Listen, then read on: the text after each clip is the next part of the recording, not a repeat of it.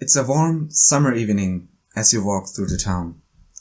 You're heading to the tavern, where you and your friends often meet. On the way, you hear the local announcer. Hear ye, hear ye! By order of the king, if thou'st is under the age of 18, then thou'st must leave the podcast. As you enter the tavern, the familiar smell of oriental herbs drifts into your nose. After a brief chat with the barkeeper, you notice a figure sitting in the shadows. You approach him. Soon you find out you have many hobbies in common. You are starting to see each other regularly, playing games like Magic the Gathering and others. After a few months, the new face makes a proposal. A pact with a fiend. You accept the deal. Roll for initiative. Got a nat 20. I guess I'll start. Well then, welcome to a podcast then. Introductions are due. I will start. My name is Wolf, and I have been playing D&D for about 2 years now, 1.5 of which I have been a dungeon master. I'm Ramtamtam. I'm playing for the same amount of time as Wolf, and I'm a player and a dungeon master as well. And I am Norhorn. I've been playing for about 15 years now, since 3.5. Needless to say, both me and Ram have started with 5th edition, since there was a new edition then, and we thought may as well start with a new one. So then, we've gathered here today to tell you guys about our stories that we have encountered, lived. So our podcast, it won't be anything too serious or professional. It'll just be the lovely three of us sitting around the table and talking about their favorite hobby. Since we three are not enough to play a good game of D&D.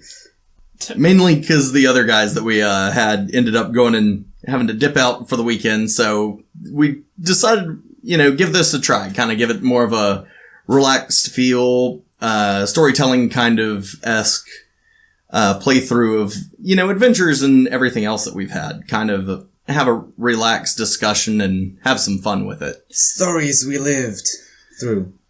And died, to be fair. That's very fair. Not just once. Man, just every time y'all walk into a dungeon, I go, I wonder if this is gonna be it for this one. Like, is this gonna be the TPK or? Death always around every corner. Well, you are the DM with the most kills, like... I am the DM with the most kills. True, yeah. You're the DM with the only kills. I think that's true. Actually, that is true. I am the only one with any actual kills. Oh god. I would have accidentally TPK'd you once, but I was merciful and... Yeah, you had to kind of backtrack because you were still getting used to it and trying to experiment. No, I mean the Ninja Gators. Recently, my Ninja Gators. Your Ninja Gators. In the sewers. Oh, right. The time traveling ones. Those weren't nearly as bad as I think my Ninja Gators, which actually claimed a victim. By the way, you can expect many, and I mean many insiders, which we do eventually cover. So, stay tuned. But for our first episode, I think we shall all talk about the first time we've played Dungeons and Dragons and our experiences with that. Now, since Ramtamtam wasn't involved back then, it was just me and Norhorn and 2 other friends who have since then left our group. I was the one who wanted to play D&D and they started without me. Are you bearing a grudge? No, okay. I'm not. Better late than never, I assume. So, go ahead. Go ahead with y'all's first story. So, actually me and my two other friends, who actually are the reason why I know Norhorn. We all met in a tavern. The usual story. Literally, we met in a bar. We literally met in a bar, yeah. That's about as cliche as you can get. But that's how the best stories start. So, me and my group of friends, we were interested in playing D&D for a long time now.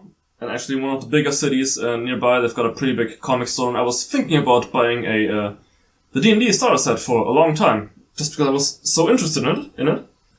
I do know, like, one of the first encounters I had with D&D was actually via Critical Role.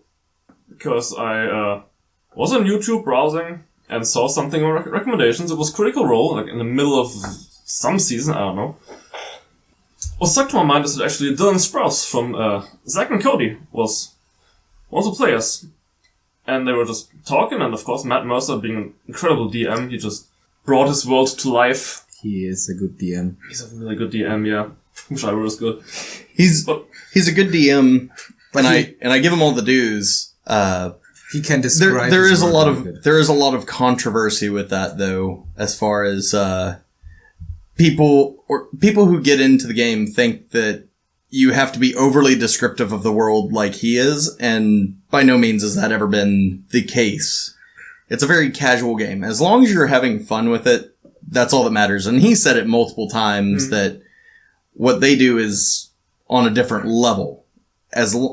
But they still have fun because it's the way that they enjoy having fun. Yeah. And he encourages people just to play it in their own style. And I think that's the best way to go and play it. I mean, what really struck me about D&D is that there is not really a wrong way to play as long as your group is having fun. That's an important aspect of D&D. Why the fuck are we playing Tomb of Annihilation then? For the same reason that people play Dark Souls. No, the reason that we're playing Tomb of Annihilation is because somebody here wanted to go and have pirates and dinosaurs in their campaign. Mm-hmm. So we went and we started the campaign, and then he didn't show up after y'all left the starting area that I'd given y'all. 4 months? Yeah, something like that. 2 at best. No, it was longer than that. Okay. It was at a minimum of 3. Shit. Yeah. Get a girlfriend and just leave the group. We all know how it goes, so. Bros before hoes. Don't do the same mistake that I did. I'm sorry, I must now commit Sudoku in front of you. Nope. Okay. Please don't do it. Otherwise, it would have been an early end to the podcast. Be a really, really short podcast at that point. I know, so do you want to cut to the outro? Yep. That's all, folks. So then, Norhorn actually said that he was quite an experienced Dungeons & Dragons player. And so he invited me and my other friends to play a session at my apartment. And so on a Saturday evening, when we all were free, we gathered around our small table. And no, it was even before then. We met at one of the friends' places, and there we filled out our character sheets for the first time, I think so, right? Yep.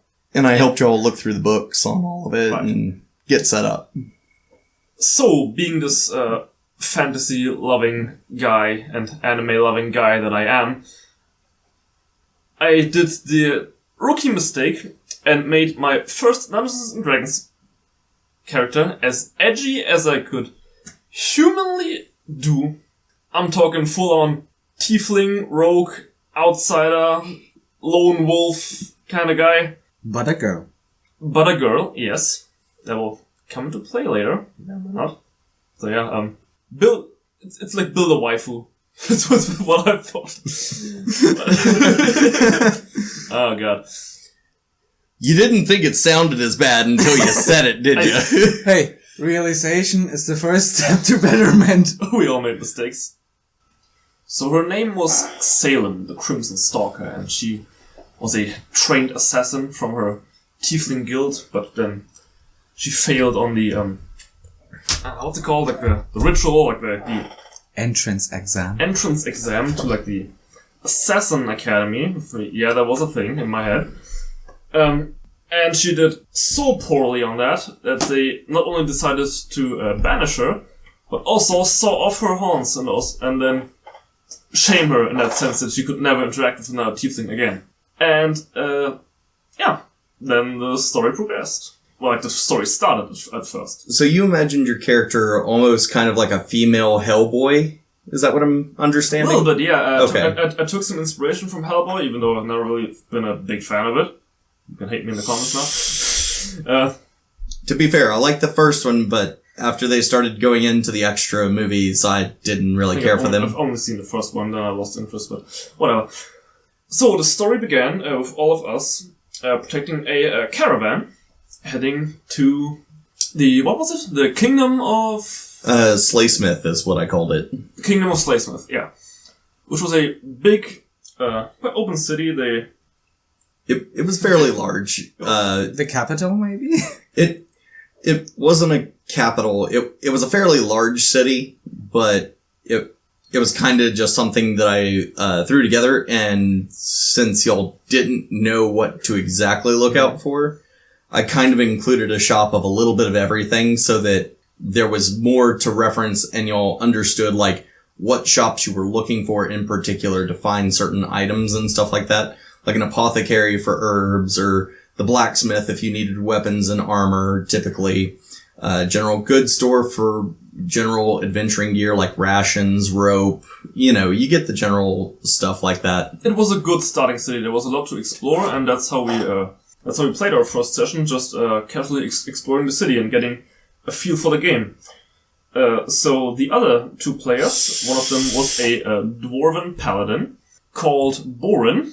Was I'd call him Boring, AO. Nah, not really. He was a good character. He played his character very well, in that he is the most stubborn character you can ever imagine. He did play it very dwarvish. Very dwarvish. So I give him kudos for that. Yeah. He did take a lot of inspiration from Lord of the Rings, which of course D&D took a lot of inspiration from Lord of the Rings as well. And yeah, he was a dwarven paladin, and he liked to argue a lot. For a long time. A lot, yeah. Oh, yeah. Stay tuned, that will become important in a few minutes. The other character was Leopold Leroy Jenkins. Yes, that was his name. And he was a high elf sorcerer who, for some reason, didn't like to use magic and only fought with his mace. And that's how he saved our asses. So the first session, we all complete the task of escorting the caravan.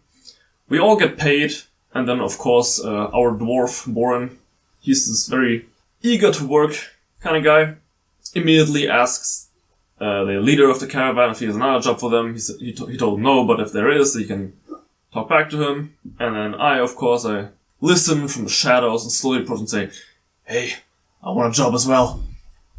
And then I remember. I remember.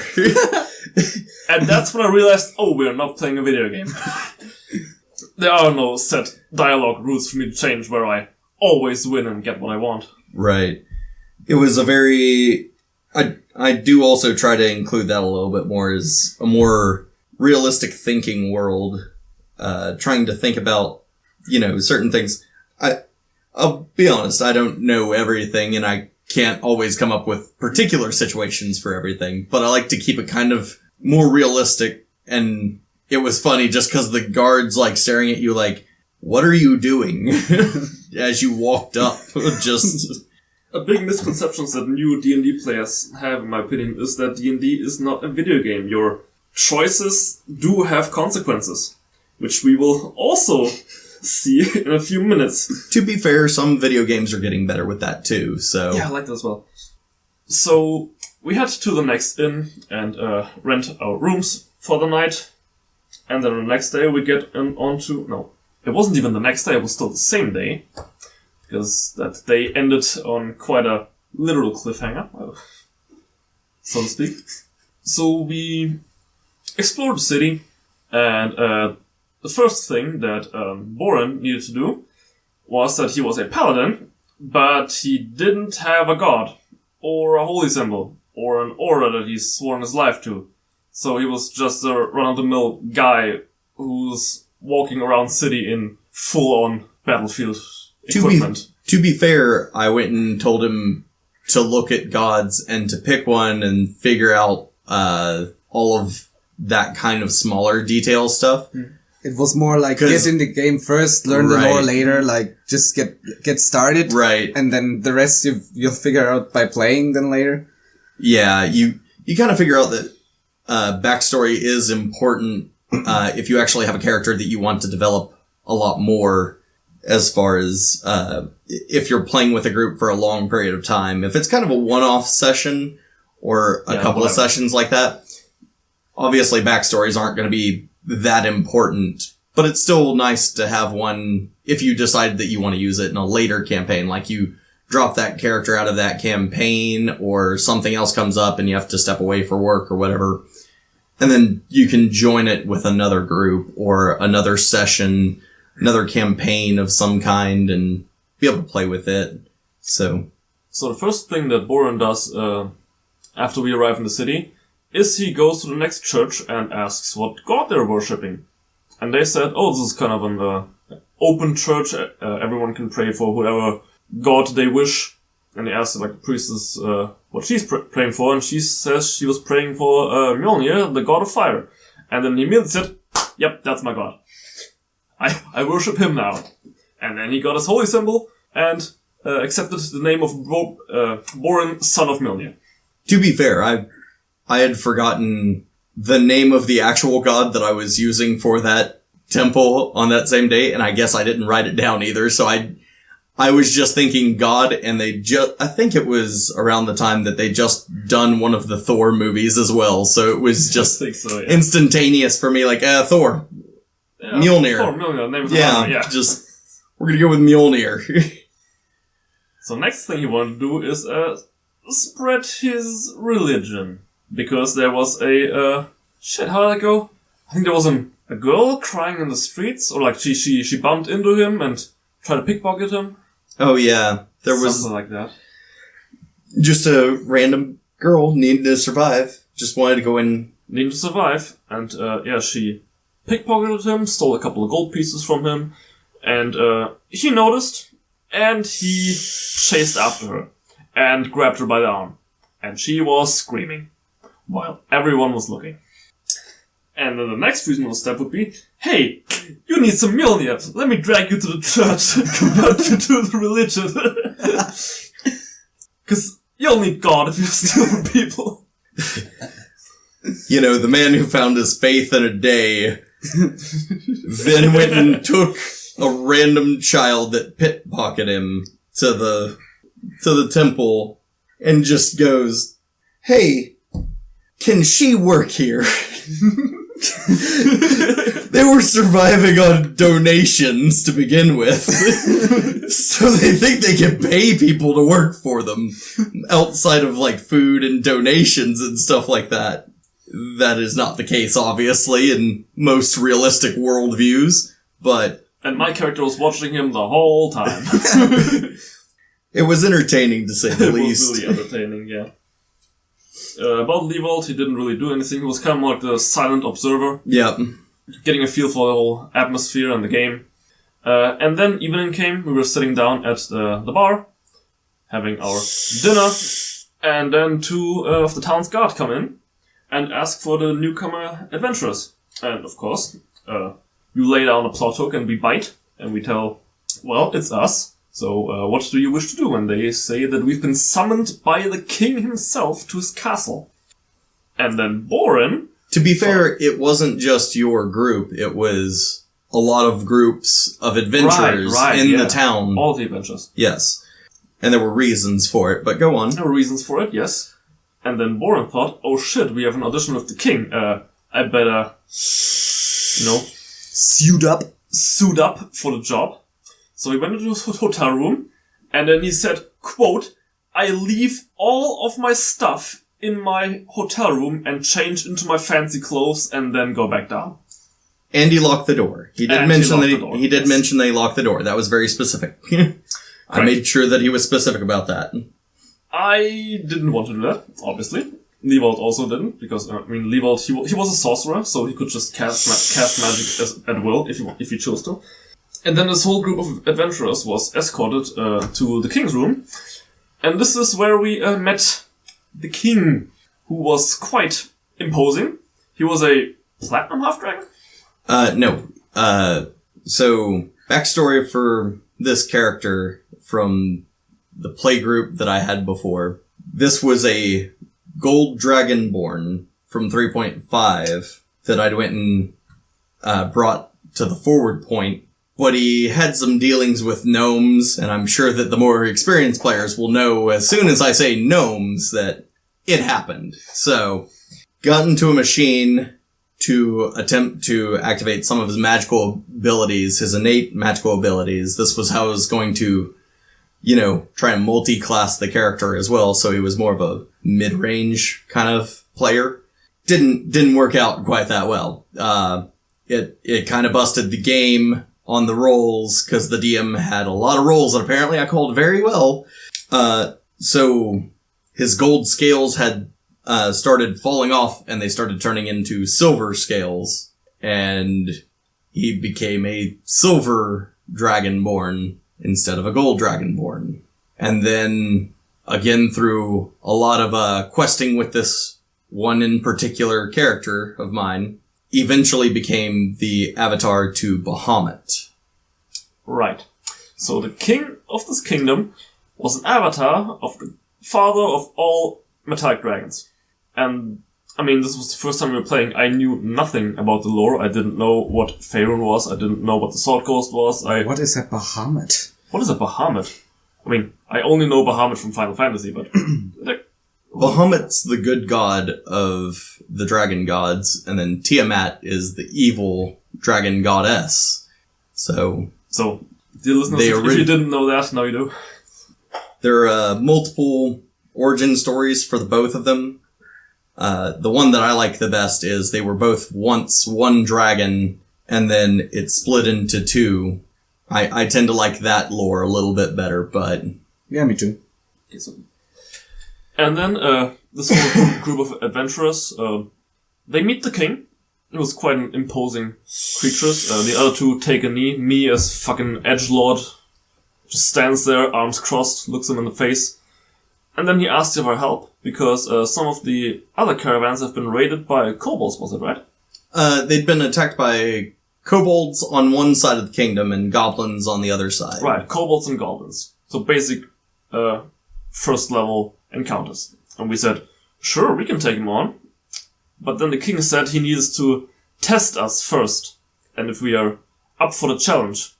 We all agreed, including Borin, and then a lever got pulled and a trapdoor opened, and we fell into his dungeon. The three of us get separated. To be fair, no, the three of y'all were together. We were together, but separated from the other groups of adventurers. Correct. Yes. There are multiple shoots. Correct. Multiple rooms that was designed for this test. Right. And then, first D&D battle, which almost resulted in a TPK. It was very close. It was very close. Go ahead and, you want to tell them what the monsters were in that little test room and how many there were? They were, I think, 5 skeletons? No, there were 4. 4 skeletons? I think 2 sword fighters, 2 archers? Yep. Yes. So, 4 skeletons. I think a skeleton is a challenge rating of 1 quarter. Yes. And you even scaled them down. Yes. And the 4 of us almost got wiped out to them. 3. 3. Yeah, right. the 3 of them that were playing, yes. Only 3 players, correct. Understandably so. You were the only one who did the real fighting, as far as I heard the story. Absolutely fucking not. Ironically, the one who did the best fighting was Liebold. The sorcerer in melee. The sorcerer, but I don't think he even cast a single spell in that combat. Nope. He used throwing darts and a mace. Yep. And he took out 3 of them. He was a champ. He was a champ. And then Borin, in his fancy robes, he didn't have any weapons, he didn't have any armor, he didn't have a shield. Go figure, the paladin, the frontliners, just going, yeah, sure, we'll take your test, and then has nothing to do the test with. Nope. Oh well, it was fun nonetheless. And then, I tried to attack the skeletons many times. No, wait. Liebold, he did try to cast a spell, but it was poison spray. Oh, that's right. Oh, man. So he wanted to poison skeletons who had neither flesh nor lungs to inhale the poison with, And you even said, hey, it's kind of a tight room, so are you sure you want to cast a cloud of poison to fill the room? And he said yes, and we rolled it. And nothing happens.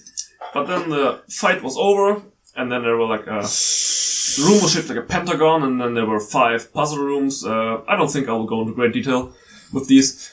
However, what was important is, as the fight was drawing to a close, and we were about to lose, Boren called for divine intervention.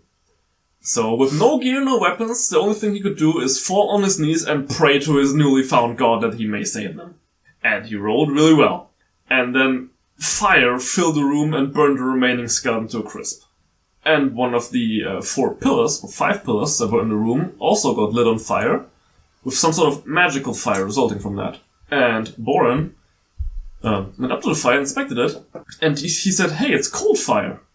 If he could touch it and feel it, and it wasn't cold, it wasn't hot, it was just kind of pleasantly warm. And I, being edgy McEdgelord, run up to it, push him away and say, you're lying, and I reach into the holy fire that he just created, me being a half-devil, and my hand gets burned to a crisp. I take 5 damage from that? Yeah, something like that. At level 1, which is, oof. I did mention it was holy fire, and... I know, but, oh well. If you don't want to listen, you gotta feel. You learned pretty quickly after that, though. Don't touch the holy fire, so... Good life lessons there. Yeah. So, we cleared the dungeon, the king was impressed with us, and he told us that, within a week we could have, pretty much any gear or armor that we wish for, and that we even within have, a certain limit. I think certain limit. I think I went and I set it at 100 or 150 gold pieces. That way it got, up there to some slightly more decent armor. Right. If needed, or if you needed to go and buy health potions, which was highly advised at that point. Oh yeah. After nearly killing, I think 2 of you dropped, and the only one that was still awake. Yeah. I think me and Leovold dropped, and then Borden called for divine intervention, and that's how we bullshitted our way through that our first combat. Right. Okay. Yeah. So the king applauded us, and then we went back to tavern, and then Borden never made the same mistake of leaving his stuff in the room ever again. Never did. Well, and that is how our first session and how my first experience as a player comes to a close, and it was a wild ride. So, next day in the campaign. In real life, it was the next week or next 2 weeks or something like that. Something like that. It was about 2 weeks afterwards. I would say 2 weeks. Had come in to join the group. Yeah, no, it was the sorcerer with the mace who wasn't there. Right, so his player, Leovold and Boren. Leovold wasn't there, Boren was there, and... Right, Boren was there, and Salem was there. Yeah. So, introducing my character... I was... One hell of an introduction. I was imagining... I wanted to play a little bit crazy inventor / potion, brewer, something like that. Basically what now is an artificer with Eberron out now. Sadly, at that time, there was no artificer out.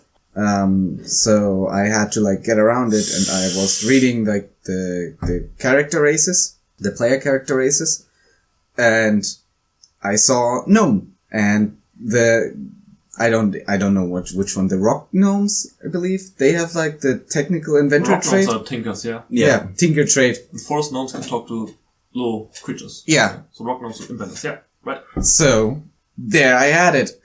Then, since I wanted to brew potions, I had to have something magical. So I didn't really like wizard, because it wouldn't have been such a great synergy with gnome, because I think gnomes get wisdom. No, they get intelligence. Gnomes get intelligence, so wizard would have been an excellent synergy. Yeah, would have been better in hindsight. Either way. I think that it was more along the lines of you just wanted to kind of play around with it more than actually... Yeah. Be a committed spellcaster. You wanted to try and figure out which one was better. And it's always a better idea to make an interesting character than a strong character. Either way, back then I took Sorcerer, the Dragon, Descendant Sorcerer, which was actually quite nice because I didn't need, like, armor or anything. So my introduction basically was, like, I was on the marketplace of this city and was, like, doing entertainment stuff, like, with the Tinker thing of the gnomes. You can make, like, a jukebox and a toy which can walk and a lighter. And basically I took all these, like, I talked with my DM and I took all these 3 things and made, like, a tiny dragon thing, which breathed fire and played music, fighting music. And I used my magic as a sorcerer to make me look smaller than I am with disguised self, I believe. And minor illusion, I don't really know. I think you were using minor illusion for it. Yeah. Might have been. Hold on, so was it actually a small dragon? Yeah, it was tiny, like. Tiny, really? Because I always thought it was like this horse-sized dragon. No, it was like no, 3 small. feet long or something. Yeah. Like, maximum. Well, that makes my character now look like a total fucking wimp. Because I was scared of that dragon. No, it was like 3 feet maximum, and I made gnomes are small already, and I made my gnome look even smaller. So, and then I had like this battle play going on, kind of like a bard collecting money. So that was the way how I got my starting money, like in story wise. And then I saw those 2 fellas, Boring and Salem, approaching, and being a gnome, I wanted to play a prank on the tiefling. Well, yes, first of all, I thought it was like a horse-sized metal construct breathing fire, and it was like little sparks. No. So I took out my shield and carefully got into cover behind it, carefully observing the thing. To be fair, it was spitting fire, but I went and I said, like, it wasn't spitting, an obscene amount of fire, like a continuous flamethrower. It was just like a little spout here and there, yeah. It just was cinematic. Yeah. But my gnome, called Gib Gib, wanted to use this, to play a prank on the tiefling, which was scared for some reason. Like, sneaked up behind her, pulled her on the tail. Because I read the player book, I didn't know much about the lore and stuff, but I read like gnomes do pranks, and I thought that would be fitting for my character. I want to play it that way. Tails, right? Why don't we pull this tiefling on the tail? Oh, bad idea. Really bad. Really, because really then bad. I was in character, distracted by this big fire-breathing dragon thing. All of 3 feet tall. All 3 feet tall. I was looking up to it and all. I was so focused on it, and then I felt some tiny creature pulling my tail, so I instinctively turned around and smacked him in the face with my shield. That hurt. The DM said, roll for it. That is a natural 20, a critical hit. I launch him like 5 feet. He's laying on the ground with his nose bruised and his blue nose eye. broken. No, nose broken, blue eye. Magic vanish, like. The concentration was gone at that point. The minor illusion was gone. Just, And then, because my edgelord character was trying to become a better person, so I immediately try and run up to him. And then I got stopped by our Mr. Paladin. And I don't even remember what he said. Mr. Stubborn. I don't either. Mr. Stubborn. I don't even know what the reason was why he stopped me from, giving him my healing potion. It was... I think he was saying something along the lines that you just traumatized the gnome because you hit it. Right. And went flying and probably had a concussion. I was just throwing things out. Might have a concussion, who knows? Broke the nose. I took 6 points of damage. Right. Yeah. Something like that. It was a critical hit. And I was trying to run it like he didn't know, and he just swung, and it's, for all intents and purposes, a a improvised weapon, and then he gets the 20, and I go, okay, well... Did I even roll a 4 on the d4? I don't remember. But it was a hefty sum of damage. It was at least a critical hit, I remember that much. Yeah, it was a critical hit, it doubled the damage. We play D&D special. We have some rules, which, like, in the books are different. We roll it that critical hits double the damage. Which, in the books, actually you roll twice the damage die, but we double them. We just roll once and then double the number on the die. For whatever reason.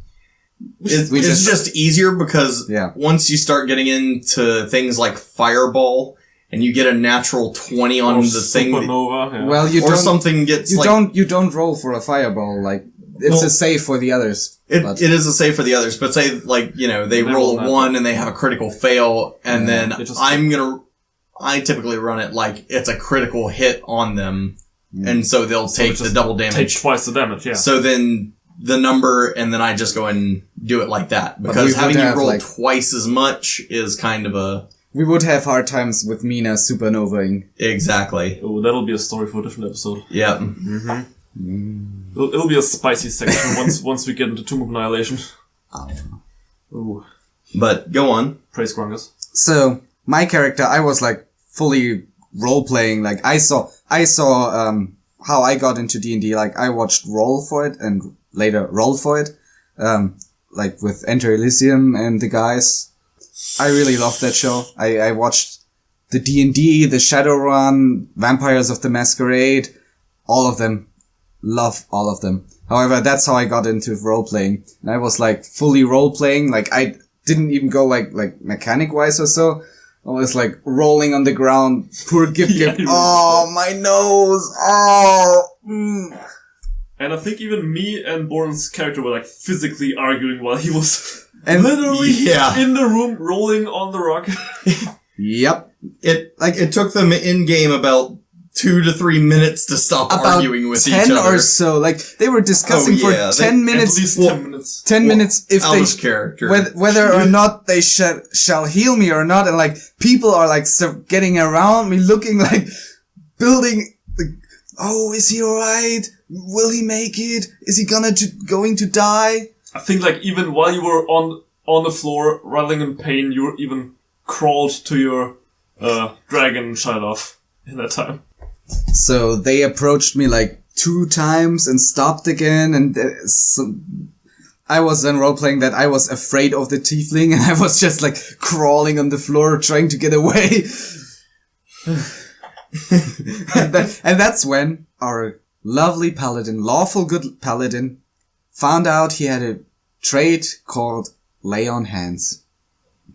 For those of y'all who don't know Lay on Hands, for the paladin, they do have some healing ability, but it's 5 times whatever your paladin level is. And you can go and take a certain amount of hit points and then put your hand onto the willing creature and give them however much health you decide to give them, based on however many points you have to give. Our paladin, however, went a little bit silly with it. Go ahead and I'll let you explain the wonders that you had. So, Gib, just like having a concussion or whatever, just tries to get away, being scared of the tiefling, arguing with a dwarven paladin, and the tiefling finally convinced the paladin to heal Gib's concussion.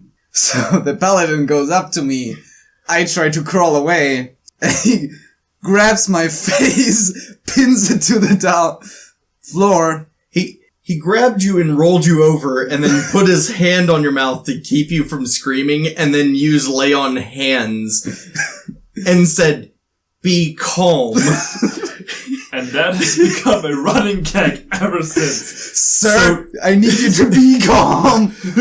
So now every time we want to help a PC or an NPC and try and help them, but we know that there's an ulterior motive at this point. It's be calm. Just go ahead, put on her face, and just say, be calm. But he healed his broken nose and his concussion and his blue eye and whatever else he suffered from getting smacked in the face with a wooden shield. The psychological damage remained, however. That can never heal. Oh, man. So, basically, then we go to the tavern, meet and talk, like, do the thing. And then we are, like, summoned by the town's guard, like the chief and commander. The chief? It was the commander of the town's guard. It's been so long since we've done that campaign. It's been 2 years now. I only know it was a woman and you had a knack for her. No, actually not. Because I didn't have a backstory yet for my character, the DM made up a backstory for me. And my backstory was that Gip apparently was quite the womanizer. So, many women liked him, but a couple hated him. Sadly, the commander of the town's guard hated him. Being a gnome, playing pranks Didn't she even put a restraining order on him? Yeah, she did. Yeah, like, I was, like, entering the office, got, like, smacked in the face again, thrown out, but I rolled an acrobatics check, made a salto, landed on my feet. Good times. Good times. And she just remember, be calm. So, Gip had actually the highest charisma value of all the players. So, I thought I should make the talking, because, like, persuasion and stuff. However, like, the other guys were like, because I was role-playing, like, no, you're not talking, you stay in the back. Don't touch anything. Don't say anything. Just be calm in the back.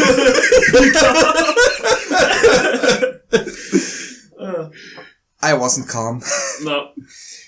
He just wanted to be part of the group, guys. Damage has already been I done. got thrown out of the office like 3 times or so. Yep, and then just Salem and Bourne had to do the talking. And then we got to the actual quest.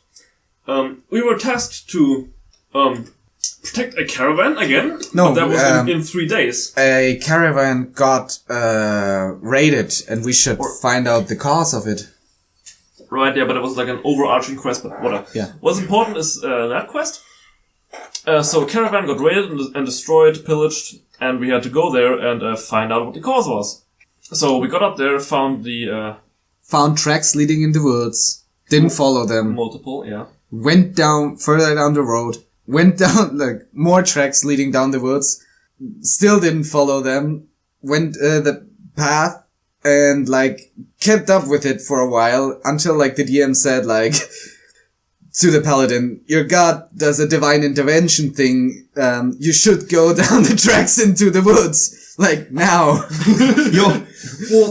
Well, to be fair, you passed up 3 sets of tracks leading into the woods that was taking you where you needed to go, and a broken down carriage from being raided, and then just kept going. And it was another hour that y'all kept going, and I'm like, there's nothing else. There's nothing else. I think that's the point where you as a DM think, oh my god, these guys can't be serious. I mean, I said play cautiously, but I didn't mean, play that cautiously. That's not even cautiously, that's just paranoid. I mean, to be fair, y'all had every right to be paranoid, because the skeletons almost killed you. Yep. I didn't even know what a kobold is, so I knew nothing. That wasn't a thing until the Son of Though. We encountered goblins. Kobolds. The kobolds or the goblins? Both. Both? Yeah. So, then we headed into the woods, followed one of the trails. We had, like, a top-tier plan. We had, like, the guy with the heavy, shiny metal armor walk alone on the path. The other 2 guys, like the little gnome and the rogue tiefling, stealthily, like... In the tall grass. In the tall grass, on the left and the right, going... Worked quite well, actually. I was really gonna well. I was gonna say, to be honest, y'all's stealth rolls were better than their perceptions the whole time, so... But still, they got a jump on us. Only because once you got to a certain point, it was getting into like where their base camp was. So there was going to be like a little bit more security by that point. But we had a fight in before, like one scouting troop. So. And when I said they, I mean orcs. 4 or 5? No, it was 6. 6 orcs. 6, yeah. 6 orcs, like 4. Something like that. No, they were all sword fighters, or like melee fighters. No, there were like 2 with crossbows. Crossbows, yeah. Because I had like a duel with one of them. Okay, yeah, so, of course, the paladin in his shiny plate mail, no, it wasn't plate mail, it was scale mail armor, and his halberd, he was standing his ground, he was trying to do an intimidation check on them, but failed with a 5 or so. Something like that, yeah. But it bought us some time. I climbed up into the next tree to get a vantage point. I stayed on the ground. You stayed on the ground. And then I started sniping and dropping orcs like... Yeah, dropping that was subjective. You think you dropped them, but... I like killed 2 of them or something like that. Yeah. I killed a few. To be fair, things were killed and XP was given, so that's all that mattered, right? That's quick. So we killed all the orcs in a lot better fight than against the skeletons. Especially because our frontliner / tank / also healer was actually fully equipped right now and could take a punch. And the sorcerer actually used magic. Which was me! Yes, because Leovold wasn't there for a session. I mean, I think even if you were there, he would have just thrown darts at them. Well, I started like shooting with a crossbow, and I took the first shot, then dropped my crossbow, and then like hurled fire bolts at them. But the orcs were killed, and we thought that was the reason why the caravan was raided. And then we were debating: should we teach them a lesson? Shall we send a warning and like chop off one of their heads and nail it to a tree, and then write in blood plenty more where that came from? But we also didn't want to start a war or like have an orc invasion on the kingdom. So we decided to just casually chop off one of the orcs' heads, stuff it in our backpack. Chop off all the ears. Chop off all their ears, right? We want to make a necklace or something, right? No, we wanted to prove that we killed the... I, naive as I was as a new player, wanted to have like a proof that we killed them, kind of like The Witcher, where you have to like cut off the ears of the monsters to prove that you killed them. But I cut off one of their heads, and then we headed back into the kingdom, got into the lawmaster's office, and took the bloody head, slammed it on the on the desk, and said, "There, we've taken care of your problem." Smiling like an idiot. Smiling. And then there were like 5 minutes of silence in-game. Or it felt like 5 minutes.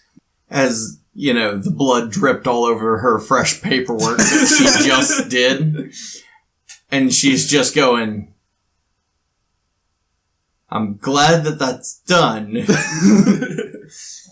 But I'm irritated because I just did all that paperwork. But they got paid in the end. You got paid. Yep.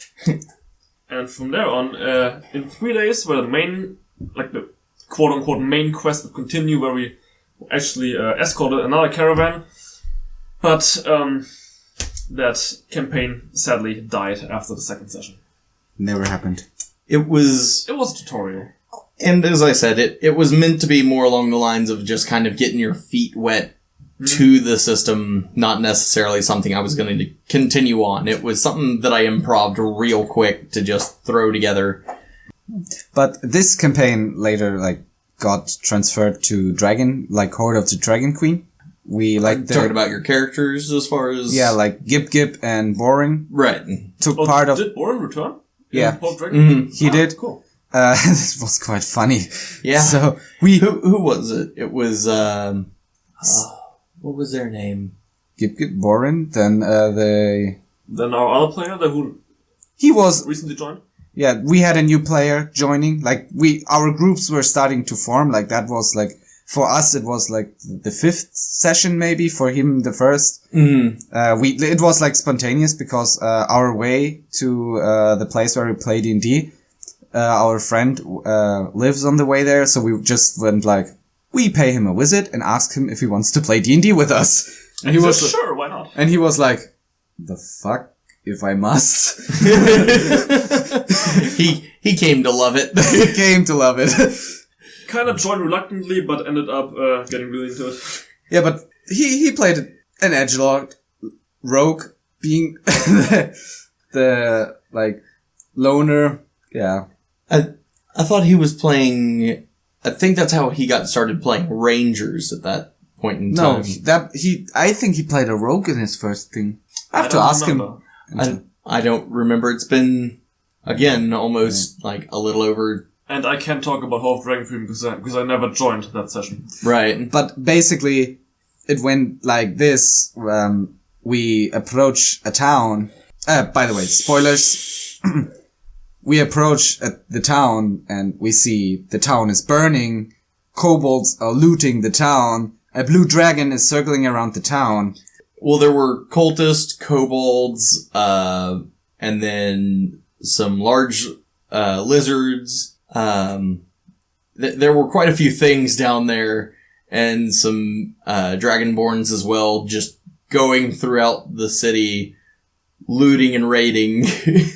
Yeah, and people are running away from the town, and like the gnome and the dwarven paladin discuss about like in-game 20 minutes whether they shall run into the town and save it or not. Or run away from the town. The lawful good paladin didn't want it to save people. The DM was considering to rethink his alignment. There was going to be a quick shift in his alignment had that happened, and he would have been an oathbreaker at that point. Yep. So, but in the end, Gip could convince him to join on the quest saving the town. I think we got until like we saved the mayor, and you found the mayor in the streets. We played a very condensed version of it, very quick paced, because it took us 2 sessions to get through the town. 3, not more. 2 or 3 to actually get to the center of town, and then I think we stopped that campaign because then we got even more people, and I didn't want them just coming in the middle of that chaos. So we had basically like many people coming in, like trying out the game, and we had like we formed like 2 or 3 different groups where we also like played a lot of different campaigns, so everybody gets a feeling, like gets started, knows how to play, and it crystallized, and that one campaign crystallized, and in the end it was Tales of the Yawning Portal. Yeah. Which we basically only played the Sunless Citadel. Mm-hmm. We played all the way through that one. Yeah, Sunless Citadel. That was fun. It was. It was an experience, but you'll have to wait until the next episode to find out more about that.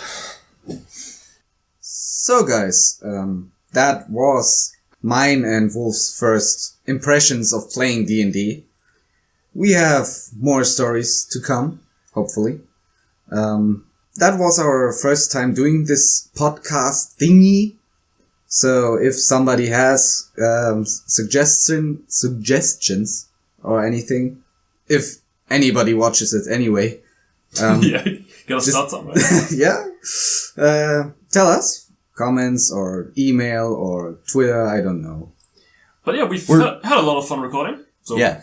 Yes. And like he said, we're still trying to figure this out, see how regularly this is going to be a thing, try and see if we can get together maybe a little bit more frequently to try and give some stories and everything else. It also takes time for the editing and everything else. By the time this comes out, it might be a week or 2 by then, maybe a little bit longer. So it all depends on time. In the beginning, we won't have like a regular uploading schedule.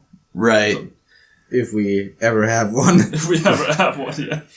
But as we said in the beginning, as a disclaimer, that this is very, very casual and not very professional. It's just, as I said, 3 guys sitting on a table, having fun, joking.